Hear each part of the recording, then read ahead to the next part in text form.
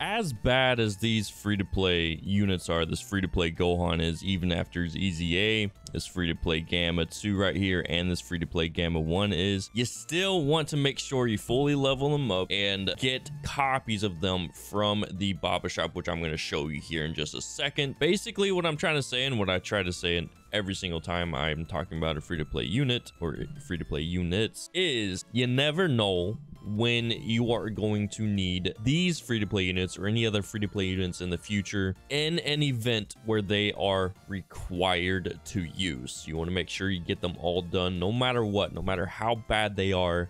You want to make sure you get all free-to-play units done. And this Gohan's not that bad. It's just that they focused more on damage with him, which is unfortunate. If they would have had him stack defense, just greatly raise attack for one turn, raise defense, and then cause supreme damage to enemy, and then take this effect off the end. Like, he doesn't need that. Just a side note there. Let's go ahead and get into how to farm this free-to-play Gohan and how to acquire these two Gammas right here. These two Gammas are actually pretty easy. We'll actually start with them. So Gamma 1, you should have gotten him by logging in. You get 14 copies, so that's enough copies to raise his super attack to level 10 and also unlock his 4 hidden potential paths. Now this Gamma 2, the way you get him is actually by leveling up that Gamma 1 super attack to level 10.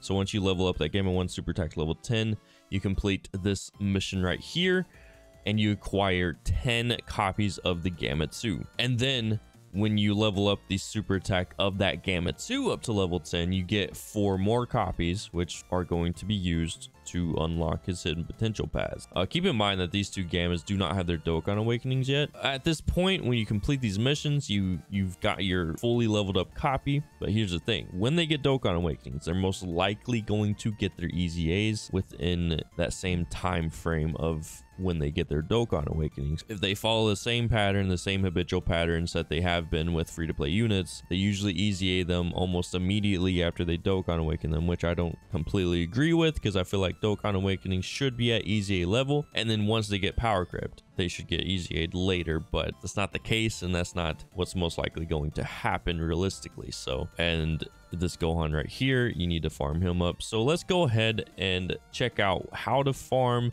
this Gohan and how to get extra copies of the Gammas for when they get their EZAs, because obviously when units get their EZAs, their super attack goes up to level 15. So you do want to get fodder copies to get their super attacks to level 15 without using Elder Kai's, because that's what you want to do with all free-to-play units. So you have these two events right here: Path to Ultimate Power, Gohan and Piccolo. This event's been around for a while, came back for this specific celebration. And then you have this new Dragon Ball Super Superhero story event where you can get the awakening medals to awaken the free-to-play Gohan that you get from here. You'll want to farm up copies of this Gohan in stage 1, and you want to farm up, you know, the same amount of copies that you get for the Gammas. You want to farm the same amount of copies for this Gohan so you can level up his super attack to level 10 and then unlock his hidden potential paths in his hidden potential system. And then you'll want to farm up his Dokkan awakening medals here in stage 3. Dokkan awaken him into a TUR from the base form Gohan to this SSJ Gohan that you see on screen right here. And then let's backtrack to the Path to Ultimate Power Gohan and Piccolo story event right here. The next thing you want to farm are these plushies right here in stage 6. Now these plushies can be used to purchase various items in the Baba shop. The most important things that you'll want to purchase here, these plushies, are the EZA medals for this Gohan, and then you can also purchase extra copies of these Gammas. So you want to purchase 5 more copies of each of these Gammas, raise those fodder copies or those dud copies to super attack level 5, and just keep them in your box until the Gammas get their Dokkan awakening, because like I said, they're most likely going to get their EZA within that same time frame that they get their Dokkan awakenings, and then you will already have an extra copy at SA level 5 for when they get their EZA, and you can, you know, train your main copy with the fodder copy to raise their super attack to level 15 without using Elder Kai. So you might want to do that now rather than later, because this event is going away to farm the plushies in. It's actually going away on the 21st, so in about 5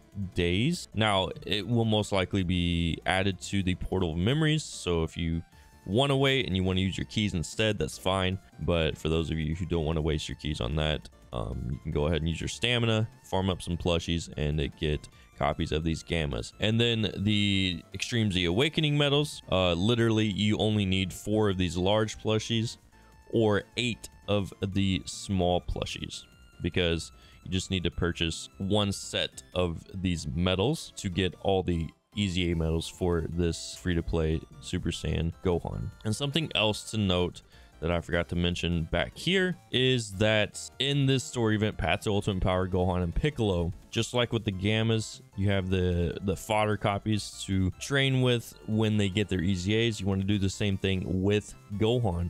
So you actually want to farm up an extra 5 copies of him, raise that dud or fodder copy to Super Attack level 5, and then you will want to Dokkan Awaken him with the Dokkan Awakening medals from this Dragon Ball Super superhero event right here. How many medals is actually needed for Dokkan Awakening this Gohan? So 10 of those Dokkan Awakening medals from that story event, Dragon Ball Super superhero right here. So you will need a total of 20 of those medals to Dokkan Awaken your main copy, and also the dud or fodder copy at SA level 5 for when you Easy A him, so that you do not have to use any Elder Kais or Grand Kais to raise his super attack from level 10 to 15 after his Extreme Z Awakening. And just in case anybody needs a visual of what I'm talking about with the fodder copies or the extra copies that you need to raise their super attack from 10 to 15 when they Easy A, is these right here. So I have him at SA level 5 and Dokkan Awakens, because you do need to Dokkan Awaken the units, otherwise it will not work. And then I also have the Gammas here. Now they're at level 100 because they don't have their Dokkan Awakening medals yet, because they don't have their Dokkan Awakenings. So I'm waiting on them to get their Dokkan Awakenings. Once they do get their Dokkan Awakenings, I will use those same medals to Dokkan Awaken my main copies, and also these fodder copies right here, so that I can use them to raise their super attacks from 10 to 15 once they inevitably get their Easy A's. And now let's go over their kits and see exactly what kind of hidden potential system or how you should build their hidden potential system. The blue caped android Gamma 2 and the red caped android Gamma 1, I personally am not rainbowing them. I unlocked all their nodes except for the ones where you can choose crits and additionals and stuff like that, because they are not Dokkan Awakened yet. So you're probably most likely not going to use them right now. I wouldn't waste your hidden potential orbs on rainbowing them right now. It's up to you though. That's what I personally do when a character does not have a Dokkan Awakening right away. I don't fully rainbow them until they actually get a Dokkan Awakening, so that I don't waste those hidden potential orbs. But with this Gohan right here, he's a decent character.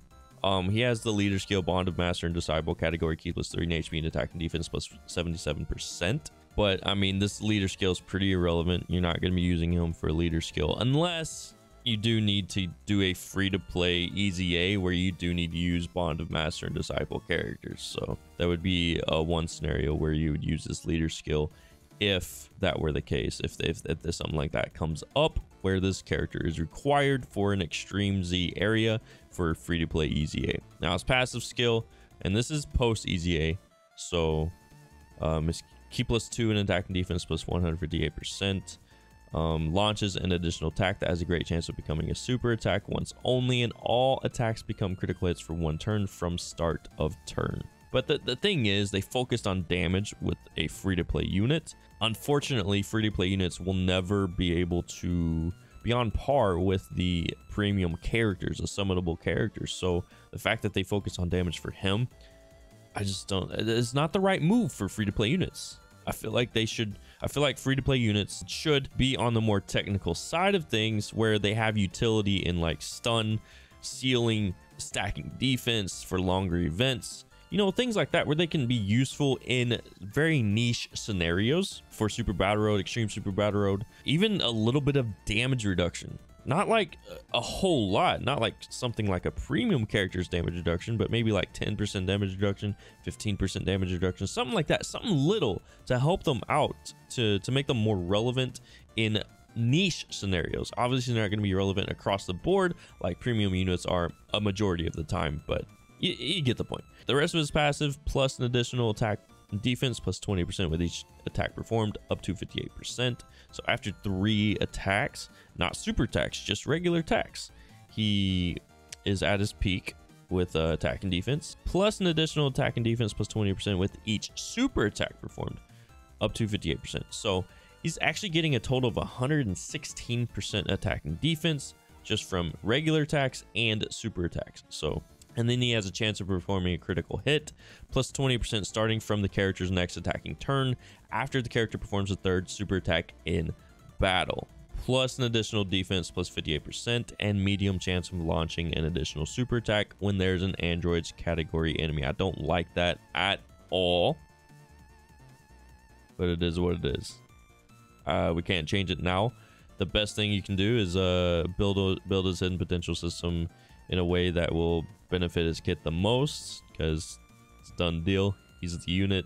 This is the unit we have. And he greatly raises attack for 1 turn, causes supreme damage to enemy, and greatly lowers attack and defense. Actually, we can go to my Gohan right here. I can show you exactly how I have him built. So if we go to free-to-play units here, and then we'll do AGL, and then we'll go to this Gohan right here.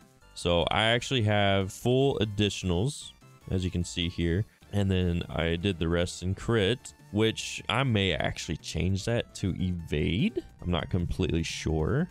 Definitely full additionals, but then I would say I would leave it up to you whether or not you actually want to put the rest into crit or into evade.